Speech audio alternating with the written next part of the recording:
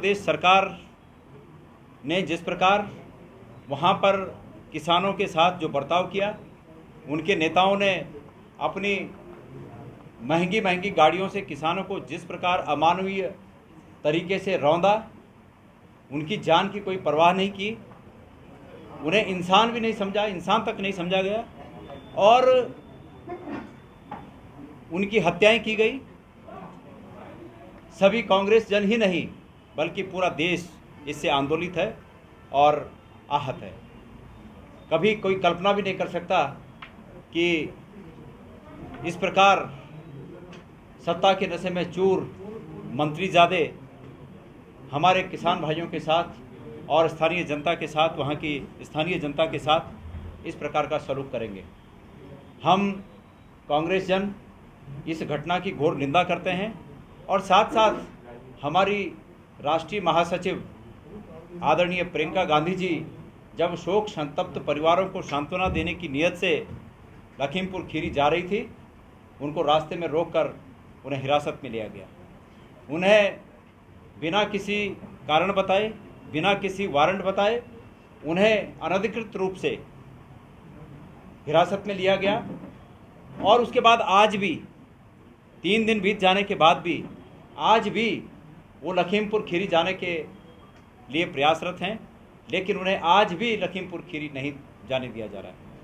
यह केंद्र सरकार की डर और केंद्र सरकार की सहाय पर उनके डर को दिखाने के लिए राज्य सरकार के द्वारा किया जा रहा ये कृतित्व, ये इस बात का प्रमाण है कि भारतीय जनता पार्टी की सरकारें प्रियंका गांधी जी से कितनी डरी हुई हैं।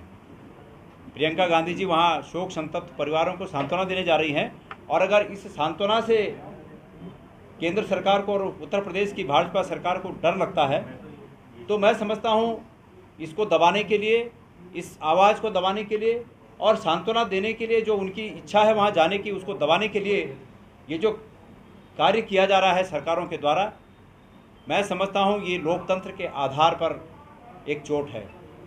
हमारा लोकतंत्र का आधार इस भावना पर टिका हुआ है कि हम अभिव्यक्ति की आज़ादी और आवाजाही की आज़ादी को हमारा संविधान सुनिश्चित करता है। यह हमारे लोकतंत्र का मूलभूत आधार है।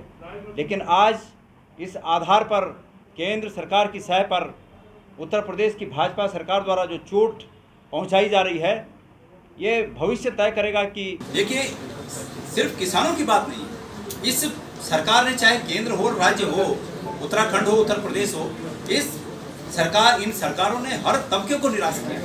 किसानों के साथ तो ये जघन्य अपराध किए। अब तक 1000 की संख्या करीब छूने को है। इतने किसानों ने इनके प्राणों का उत्सर्जन हो चुका है इस आंदोलन में और उसके बावजूद सरकार अपने तानाशाही रवैये पर अडिग है कि हम उस कानून को नहीं छेड़ेंगे।